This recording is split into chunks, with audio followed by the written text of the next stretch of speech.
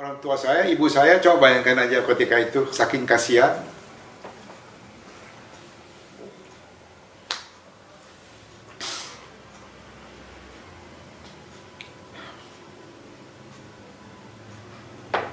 Coba apa yang dikasih ibu saya. Akhirnya saya dicap, saya itu orang sombong. Kok Pak cerita katanya. Tapi alhamdulillah, terus terang ya, hati nurani saya, jiwa saya, sebetulnya orang Sulu Air, cuman mungkin karena gengsi, karena apa gitu, jangan nggak dikasih tahu. Tak apa deh ini, tak ambo dan bodoh, tak orang Sulu Air dan bodoh, tak joleh Pak. Akhirnya saya dipilih Pak ini, jadilah jadi ketua kota DPP.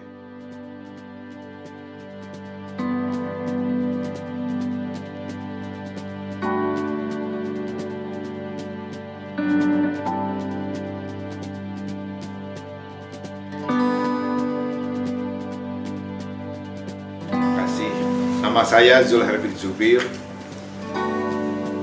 lahir saya di Bandung. Nama orang tua saya Zubir Harun dan Bagindo Kayo, suku daripada Limau Singkai Beringin. Ibu saya Nurati Musa, suku Limau Panjang, Tepi Ayih. Dan tentunya kalau seandainya ibu saya jadi saya juga masuk orang Limau Panjang. Kami berkeluarga ada 13 anak semua.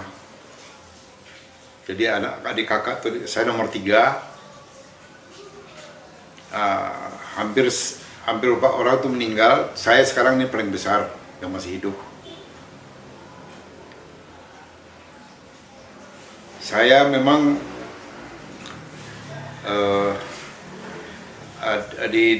dilahirkan di Bandung itu, dari mulai saya ke bawah itu lahir di Bandung oleh keluarga saya itu. Yang lainnya di Sulu Air. Jadi saya punya adik, ada 11 lah semuanya yang itu tuh. Sekarang yang hidup tuh tinggal 8. Jadi apa namanya itu,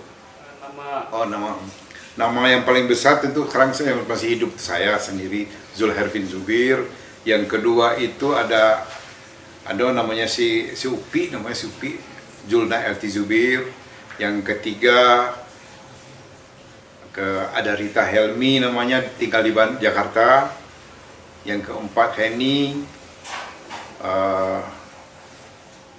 Yang kelima ada si namanya laki-laki Sion, John Joni namanya. Baru keempat, baru setelah itu Yerlisir itu istri daripada Bapak Dr. Happy Bodin Zulkarnain.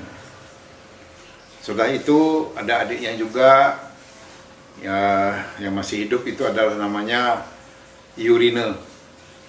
Dan setelah Yurine baru yang terakhir Yanto. Jadi yang hidup itu 8 sekarang. Kalau yang udah meninggal, yang tua? Yang udah meninggal, yang pertama itu namanya Nur Zuwardi, itu lahir di Sulu Air. Terus yang kedua namanya si N, tapi saya nggak kenal waktu itu karena udah meninggal waktu kecil. Baru udah itu ada adiknya si Pak Upi Zulna Elti, itu ada Nuzarwan namanya, juga meninggal itu di Bandung.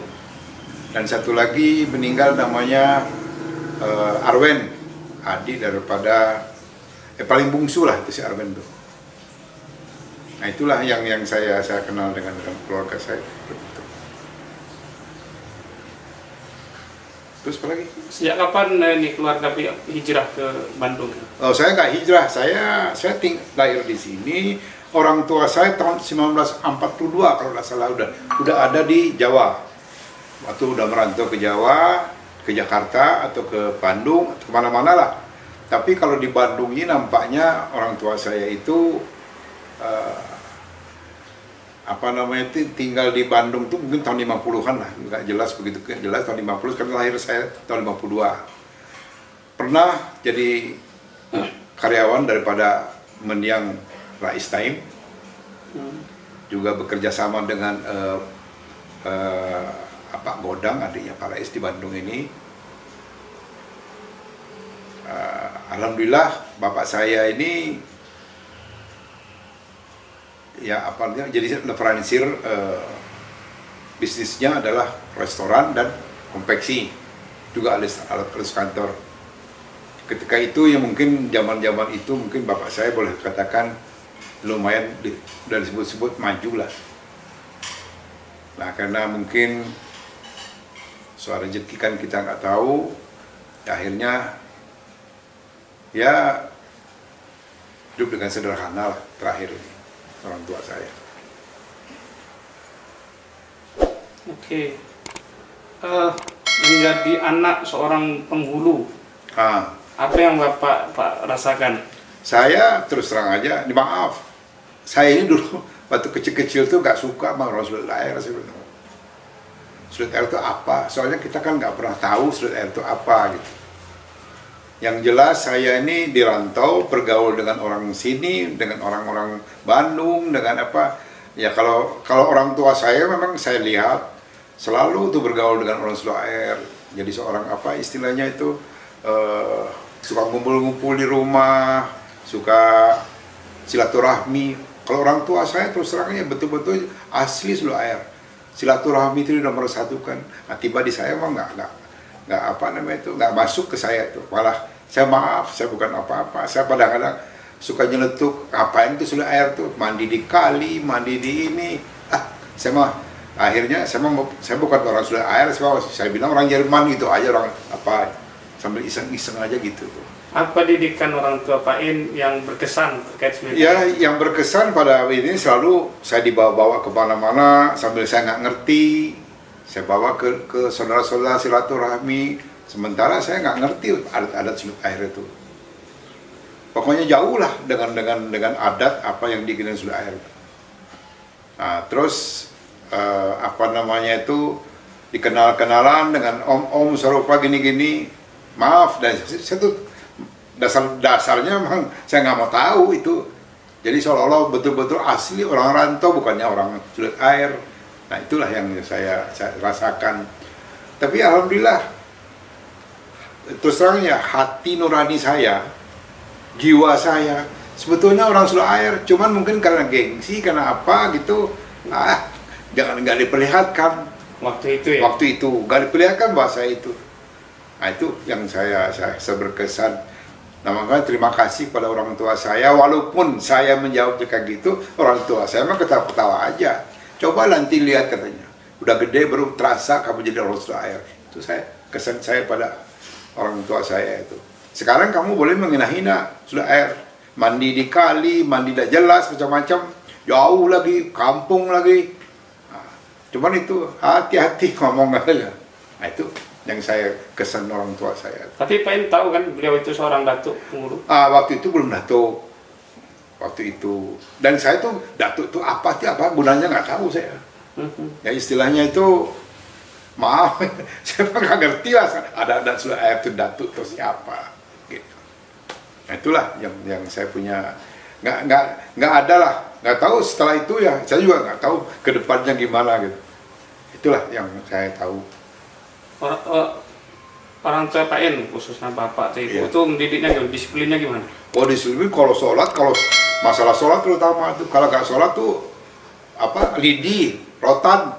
Itu kalau nggak sholat, ya alhamdulillah saya masuk ke pesantren 5 tahun kalau nggak salah tuh. Alhamdulillah. Pesantren mana Pak In? Pesantren di Bandung, ada ada pesantren kecil-kecil nggak gede lah pesantren ini. Cuman ya alhamdulillah dari situ saya punya dasar agama. Jadi asli dasar agama itu dari situ bisa belajar ngaji, bisa bahasa macam-macam lah soal agama itu. Nah itulah yang saya berkesan pada orang tua saya. Nah cerita bisa sekolah ke Jerman itu gimana? Nah kalau ke Jerman gini ceritanya nih. Kebetulan waktu itu orang tua saya, asal orang tua saya boleh katakan lumayan lah. Adalah modal, ada duit lah, ada. ketika saya mau rencana ke Jerman, kebetulan ekonomi orang tua saya lagi jatuh, lagi nggak jalan lah. Nah, ini yang saya jadi masalah tuh waktu saya ke Jerman itu, mungkin karena lingkungan teman-teman di sekolah, apa macam-macam, orang Palembang ke Jerman, saya ikut-ikutan aja itu. Sampai akhirnya secara diam-diam saya punya motor, saya jual. Nah, terus lagi yang betul-betul yang perhatian terhadap saya itu adalah ibu saya. Dia tahu, Pak, anaknya itu pingin ke Jerman, tapi nggak punya uang. Gimana caranya? Secara diam-diam bapak saya waktu itu nggak setuju. Soalnya keadaan bapak saya itu udah katakan nggak mungkin lah membantu. Tapi saya nekat. Istilahnya gimana nanti lah. Nah, sampailah itu. Jadi saya beli tiket dengan jual motor. Sesudah itu orang tua saya, ibu saya, coba bayangkan aja ketika itu saking kasihan.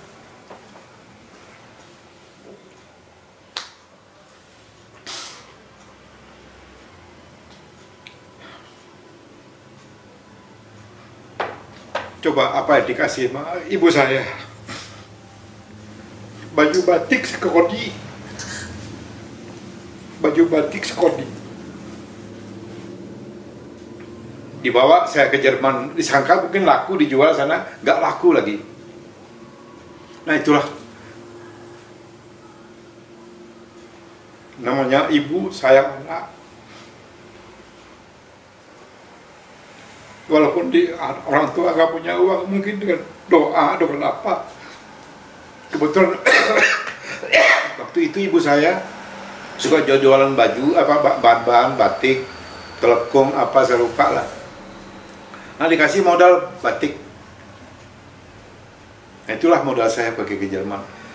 Tiket, saya jual motor, bapak saya nggak punya apa-apa, saya pergi ke Jerman. Nah itulah sampai saya ke Jerman itu. Di Jerman di kampus mana Pak? Ya, ketika itu ke Jerman saya, alhamdulillah ini mungkin Tuhan yang tahu ya. Yang mungkin takdir saya. Ke Jerman ini macam-macam di Jerman tuh. Ada kelompok-kelompok yang berjuis, kelompok orang kaya, ada kelompok orang studi, ada kelompok-kelompok yang macam-macam lah. Kebetulan saya dapat teman di Jerman tuh kelompok-kelompok yang betul-betul yang hati nuraninya baik. Jadi begitu datang ke Jerman, saya ditanya, kamu punya uang nggak? Nggak ada, nggak punya apa-apa. Saya bilang, nah lo ngapain ke sini? Nggak tahu. Sampai begitulah saya jawaban saya. Tapi lama-lama sampai akhirnya saya kasihan orang-orang itu. Kamu bisa masak nggak? Masak sedikit-dikit, bisa lah nasi goreng kayak apa. Sampai akhirnya saya mulai bawah tuh memberesin kamar tidur, udah itu memasakin kawan-kawan. Ada dalam rumah itu, istilah bukan di itu ya, di rumah itu ada lima orang lah. Salah yang ini seminggu 2 minggu, akhirnya kasihan juga. Akhirnya ada teman saya mau gantiin saya nggak untuk cuci piring. Nah, waktu itu di sekota saya di Jerman itu di kota Krefeld namanya. Nah, cuci piring itu di Düsseldorf lebih kurang dari kira-kira ada 60 kilo lah ke sana. Pakai tram pergi ke sana. Saya kerja di sana. Tahulah di sana kan keju yang baunya nggak enak, yang ini biasanya ini. Nah, terus makannya mungkin sebulan itu hanya makan telur sama roti. Jadi yang lain nggak bisa, soalnya babi semua, nggak bisa saya makan di situ tuh. Itu tahun berapa berangkat Pak? Itu saya berangkat tahun 71. Nah, waktu itu nggak kayak sekarang bagus. Waktu itu mah sederhana sekali. Nah, terus yang saya cuci piring itu mungkin hampir sebulan saya kuat memakan roti sama telur aja. Nah, setelah itu saya lama-lama saya bergaji, punya uang. Akhirnya berani beli keluar. Makan saya apa coba? Ayam yang diputar-putar itu. Ayam putar-putar itu baru itu juga seminggu sekali saya irit-irit. Alhamdulillah. Nah setelah itu lama-lama teman-teman saya kebetulan tadi kan saya cerita teman-teman orang baik-baik semua dikasih jalan. Kamu kesini mau ngapain, Cok? Kira-kira ya. Saya mau sekolah apa? Sekolah percetakan. Dicariin sama teman-teman saya itu dicariin.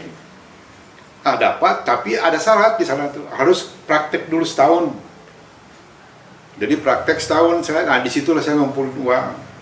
Maaf juga saya berangkat ke Jerman tuh nggak bahasa Jerman saya nggak ngerti, semua nggak ngerti, hanya bisa ngomong bahasa Sunda aja sama bahasa Indonesia. Ah, itu nekat saya ke sana tuh. Nah kembali lagi kenapa saya nekat? Ya nggak tahu lah. Itu mungkin udah takdir saya nekat ke sana, kumangke lah kalau bahasa Sundanya itu. Akhirnya saya alhamdulillah dapat sekolah, tapi saya praktik dulu setahun. Nah di praktek itu baru mulai saya sekolah bahasa. Sekolah bahasa, akhirnya ya sekolah bahasa juga ya nggak begitu inilah, pokoknya bisa hidup di situ aja. Nah setelah saya dapat sekolah, alhamdulillah orang tua saya untuk sekolahnya ya ngirim, tapi untuk hidupnya saya sendiri cari. Tuh, jadi di Jerman alhamdulillah selesai.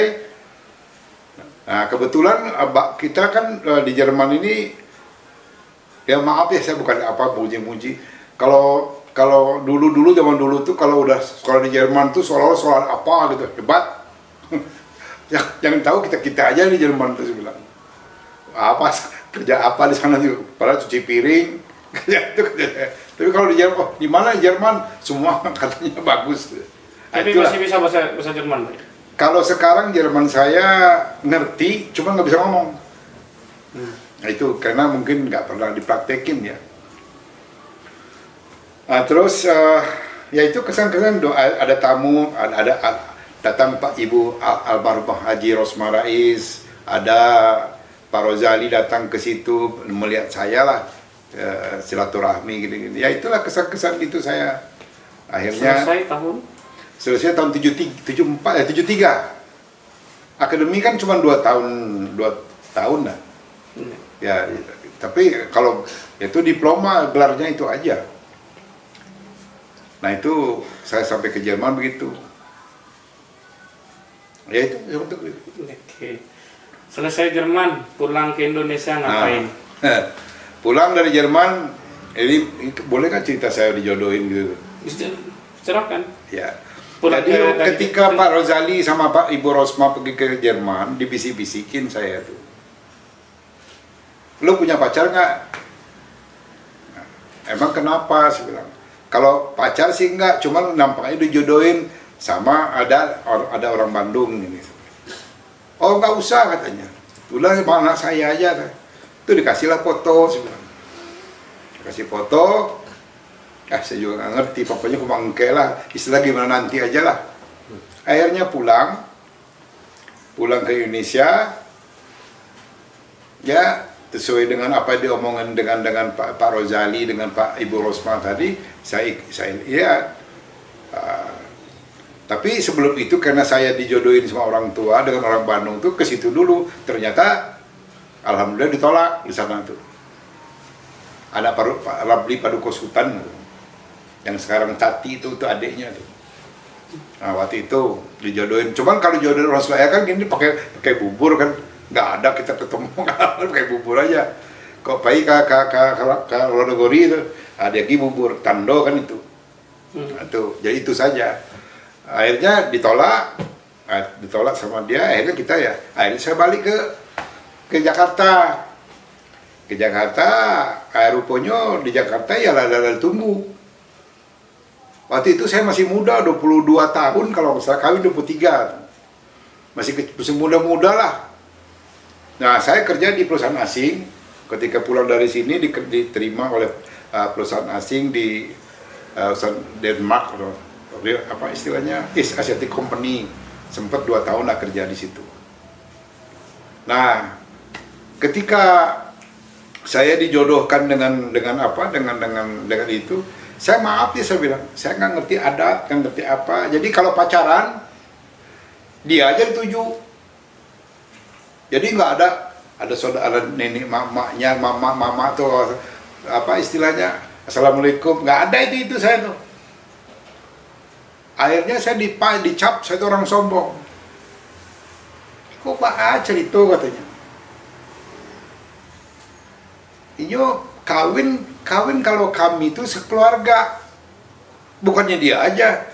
Sementara adat nggak ngerti saya. Siapa mama, siapa ini saya nggak ngerti.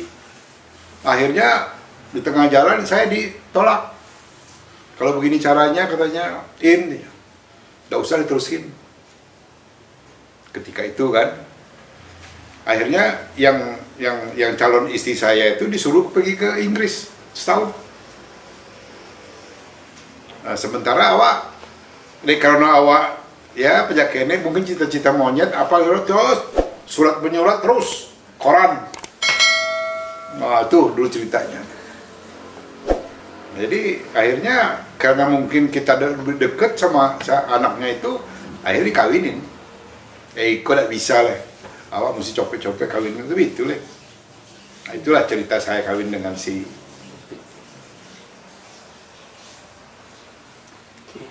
Itu setelah perkawinan tentu ada meniti karir. Itu dari mana mulainya? Tadi kan jadi saya begitu saya jadi menantu, saya diangkat jadi pegawai di perusahaan mertua di perusahaan Ibu Haji Rosmarais, mertua saya. Dengan Pak Rozali, karena saya lulusan percetakan, dibuatlah percetakan di Jakarta namanya Rora Karya. Ketika itu timbul pertama, maaf aja nih, dibikin Rora Karya itu gara-gara saya menantunya percetakan. Nah, tapi direkturnya Pak Renal. Nah, direkturnya Pak Renal, Ambo sebagai manajer situ, kepala produksi dan manajer.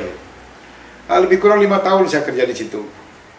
Alhamdulillah dari pengalaman itu, setelah itu saya berdiri sendiri, dibikinlah perusahaan, join, saya jadi direktur utama, komisarisnya almarhumah Haja Rosmarais, bekerja sama dengan Rismun sebagai direktur waktu itu tuh.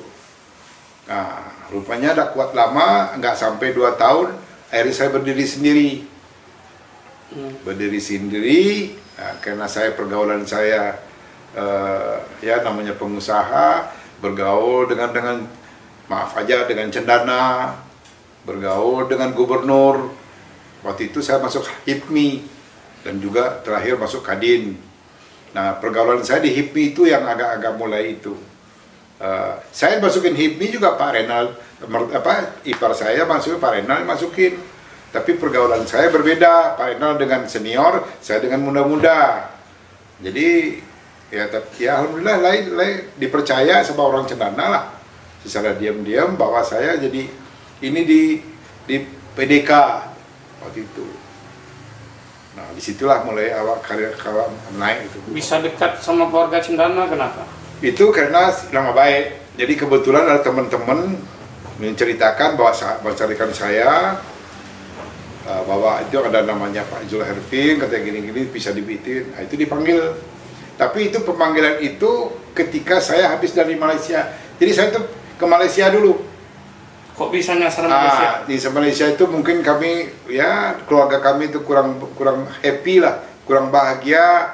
Akan dicoba di Malaysia, siapa tahu bahagia di situ.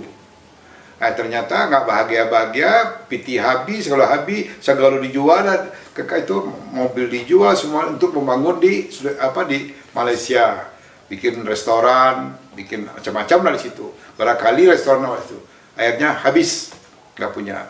Nah, ketika saya habis itu, teman-teman saya bisik-bisikin ke Malaysia tahun berapa, Pak? Malaysia 89 loh saya, pulang 91. Ya. Jadi 91 itu dipanggil lah sama itu, alhamdulillah lah, dipercaya, jadi itulah alhamdulillah naiklah rezeki Ambo situ dulu. Nah, itulah Ambo bisa jadi gitu, kumpul-kumpul macam-macam situ dulu. Pakai awal dunia tuh itu dulu tuh.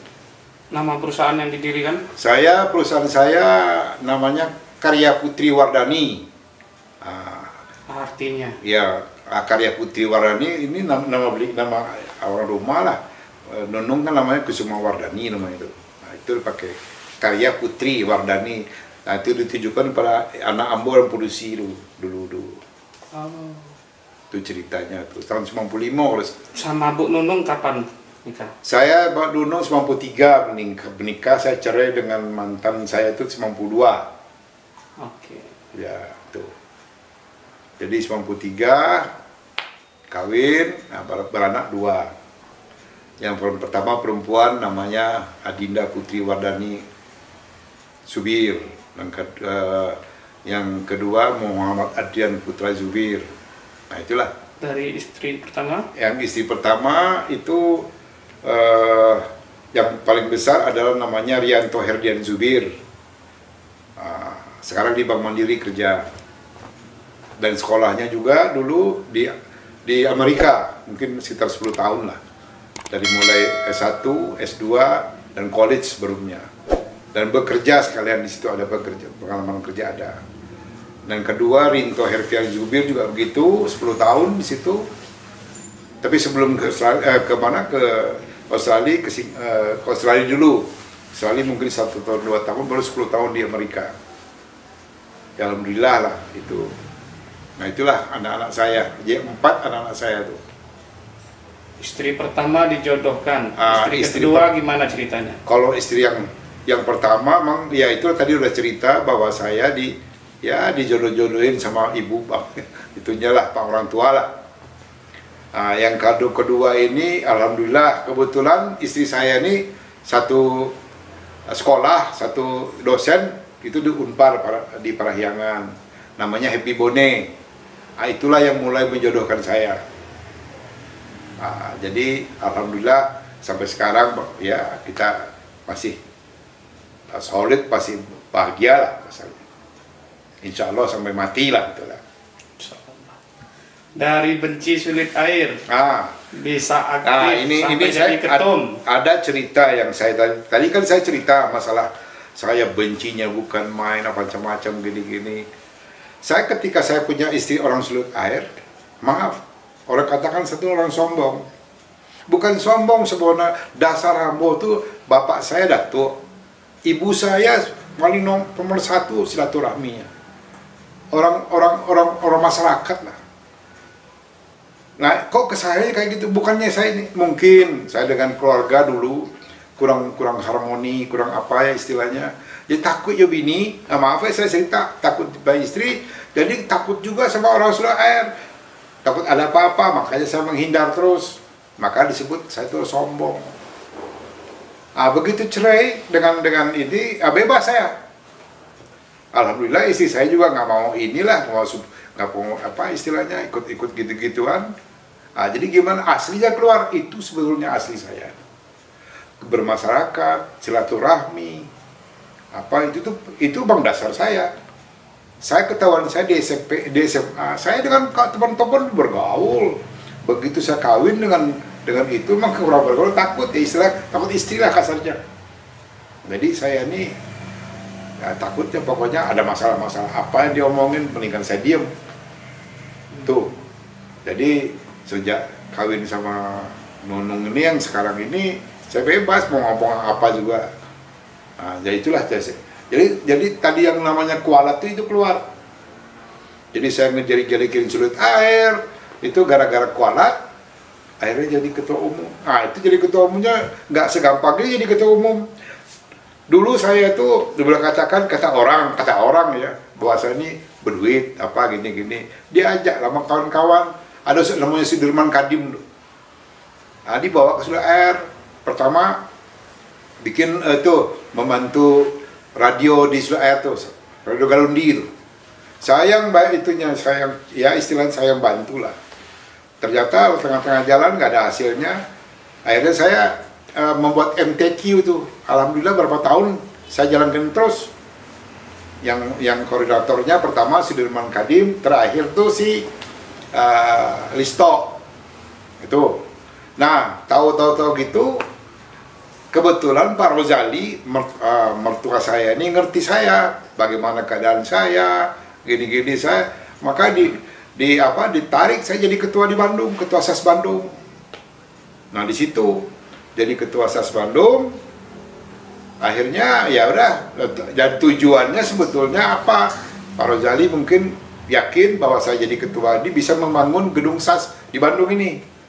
Itu tujuannya. Soalnya sebelum-sebelumnya belum ada yang bisa membangun gedung SAS. Begitu saya ini langsung jadi ini, jadi apa? Nah, tapi saya ada ya istilahnya orang-orang Bandung kecewa karena saya masuk ke DPP SAS.